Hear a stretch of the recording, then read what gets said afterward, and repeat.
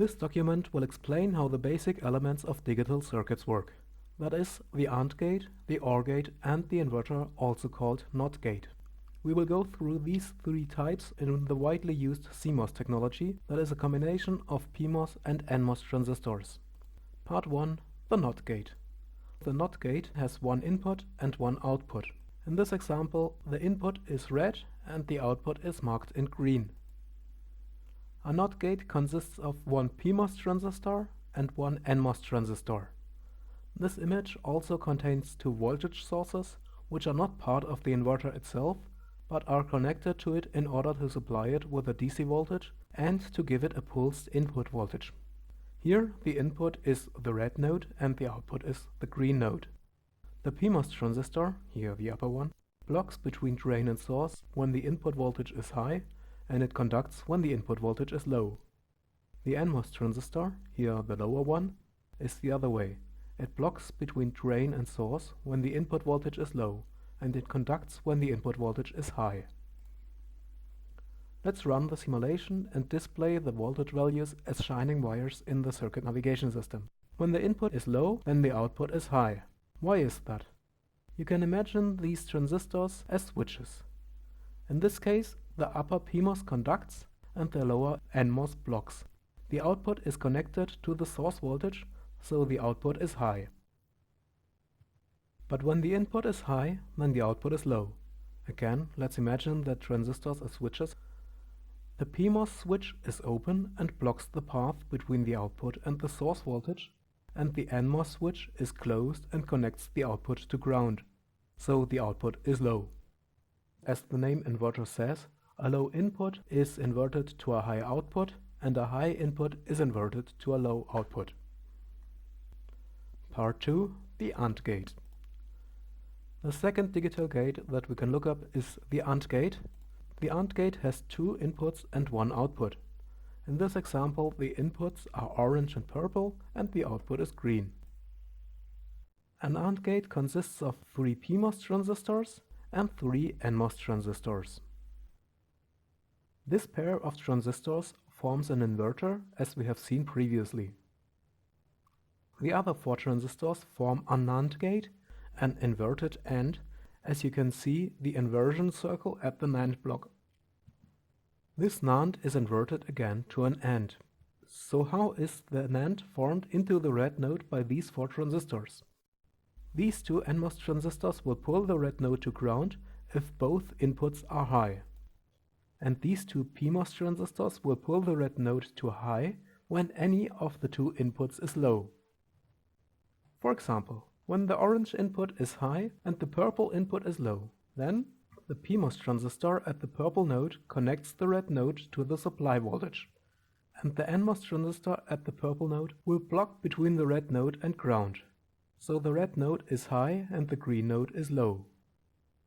Of course, the same result happens if the other input is low. Again, for the red node, the path to the source voltage is connected and the path to ground is blocked by one transistor. And when both inputs are low, then both PMOS transistors will pull up the red node and both NMOS transistors will block the connection to ground. Only if both inputs are high. Then the red node is pulled to ground because the two NMOS transistors between ground and the red node conduct and therefore pull the red node to ground. The two PMOS transistors between the positive node and the red node both block. As we have seen, the AND gate consists of an inverted AND, the so-called NAND, and an inverter, which inverts the NAND to AND. Part 3. The OR gate. The last one of our three circuits is the OR gate. This one is very similar to the AND gate. Just like the AND gate, the OR gate has two inputs and one output. And again, the gate consists of 6 MOSFETs, 3 PMOS transistors, and 3 NMOS transistors.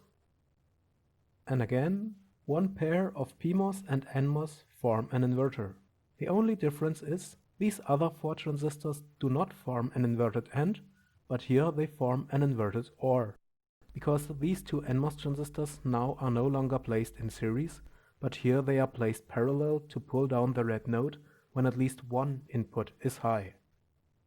And these two PMOS transistors are now in series.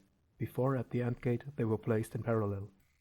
So how does this different wiring of 4 transistors make a difference in the outcome? Let's see the simulation values in the circuit navigation system. When one input is high, then the NMOS transistors connected to that node connects the red node to ground. The PMOS transistors connected to that node blocks between the red node and the positive source. So the red node is low and the green node is high. The same principle and the same results occur when only the other input, here the purple one, is high. If both inputs are high, then both PMOS transistors block the path between the red node and the source, and both NMOS transistors conduct the ground node to the red node. The result is the same as if only one input would be high. The red node is pulled to ground and the output is high. Only when both inputs are low, then both NMOS transistors block the path between the ground node and the red node, and both PMOS transistors connect, so that the red node is connected to the positive source. So the red node is high and the output is low. So in conclusion, the OR gate consists of an inverted OR, also called NOR, and an inverter. The two inputs form the NOR, and the NOR then forms the OR. Okay, we have just learned how the 3 basic components of digital electronics work. They are based on a combination of PMOS and NMOS transistors, and this combination is called CMOS technology. That CMOS is widely used in all kinds of more sophisticated electronics, like flip-flops or CPUs. The reason why CMOS is used is that the power consumption is very low. You can go through all the images of this presentation and you will find none where the current can flow from positive source to ground. There is always an open switch in between, so no current flows. There is no heat and you can place many components into a small package without overheating. That's perfect for microelectronics. If you want, you can create circuits like this with KiCad eSchema, and you can simulate and visualize them with the circuit navigation system. You can download both programs for free and the links are given in the description.